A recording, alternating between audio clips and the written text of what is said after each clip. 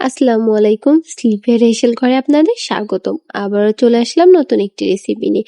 প্রথমে আমি একটি বাটিতে 4 কাপ পরিমাণ ময়দা নিয়ে নিব। এরপর 1 টেবিল চামচ কালো জিরা এখানে অ্যাড করব। এরপর 1 টেবিল চামচ লবণ অ্যাড করব। তারপর এটাকে ভালোভাবে আমি একটু মাখিয়ে নিব। এরপর 1 টেবিল চামচ সয়াবিন তেল বা এখানে অলিভ অয়েলও আপনারা ব্যবহার করতে পারেন। এরপর ভালোভাবে আমি 3টা উপকরণই ভালোভাবে মাখিয়ে নিচ্ছি। এ পর্যায়ে আমি কোনো পানি অ্যাড করি নাই। প্রথমে ময়দাটাকে ভালোভাবে মাখিয়ে নিতে হবে। এরপর আমি সামান্য পরিমাণ চিনি এখানে অ্যাড করলাম। এটা অপশনাল।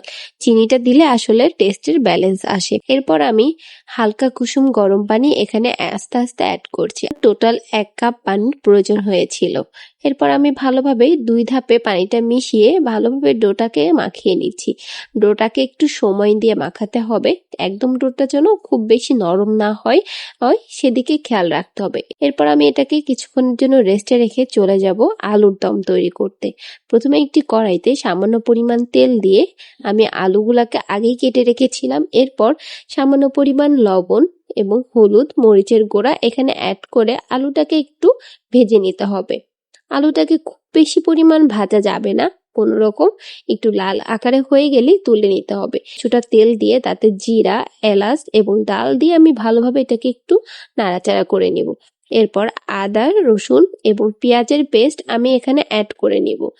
ঠিক মাংসটাকে যেভাবে আমরা রান্না করি আলুর দমটাও একইভাবে রান্না করতে হবে। এরপর যখন এটা ভালোভাবে কষানো হয়ে যাবে তার মধ্যে আমি কিছুটা হলুদের গুঁড়া এবং মরিচের গুঁড়া অ্যাড করে দিব। মশলাটা কষানোর জন্য আমি সামান্য পরিমাণ পানি অ্যাড করে এটাকে ঢেকে দিব। যখন মশলাটা ভালোভাবে কষানো হয়ে যাবে সে পর্যায়ে আমি এখানে যে আলুগুলা ভেজে রেখেছিলাম সে আলুগুলাকে অ্যাড করতে হবে। আলুগুলাকে আমি ভালোভাবে মিক্সড করে নাড়াচাড়া করে নিতে হবে যেন কোনোভাবেই নিচে লেগে না যায়। আর আলুটাকে সমানভাবে মশলা লাগাতে হবে। এরপর আমি 2 থেকে 3 মিনিট আলুটাকে ঢেকে রেখে দিব।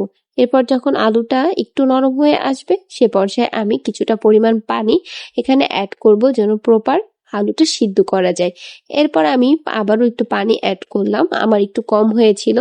এরপর যখন আলুটাকে ভালোভাবে কষানো হয়ে যাবে সে পর্যায়ে আমার আলু দমে আমি কিছুটা কাঁচামরিচ অ্যাড করে দেব। এটাও অপশনাল।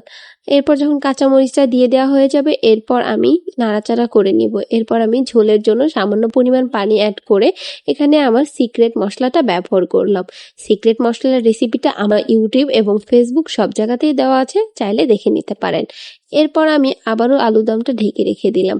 এরপর আমার তৈরি হয়ে যাবে আলুর দম। এরপর যে ডোটা আমি রেস্ট করতে দিয়েছিলাম সে ডোটাকে আমি ভালোভাবে মথে নিতে হবে। লুচির ডোটা যত ভালো সুন্দর মথে নেওয়া হবে তত সুন্দর লুচিটা ফুলকো ফুলকো হবে। এরপর আমি ছোট ছোট লেচি আকারে কেটে নিচ্ছি।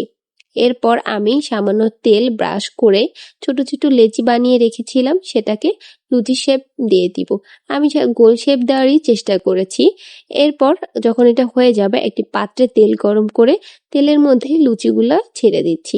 দেখতেই পাচ্ছেন আমার লুচিগুলা কিন্তু একদম পারফেক্ট ফুলকো ফুলকো হয়েছে। আমার রেসিপিটা ফলো করলে আপনারা একদমই পারফেক্ট লুচি এবং আলুর দম তৈরি করতে পারবেন। আর যদি ভালো লাগে বাসায় একবার হলেও আলু দম এবং লুচিটা ট্রাই করবেন। আর ভালো লাগলে অবশ্যই আমার পেজটাকে সাপোর্ট এবং লাইক, ফলো, কমেন্ট করতে ভুলবেন না।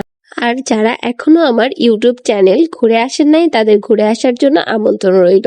আর ভালো লাগলে অবশ্যই বাসায় ট্রাই করবেন। সকলেই ভালো থাকবেন। আল্লাহ হাফেজ।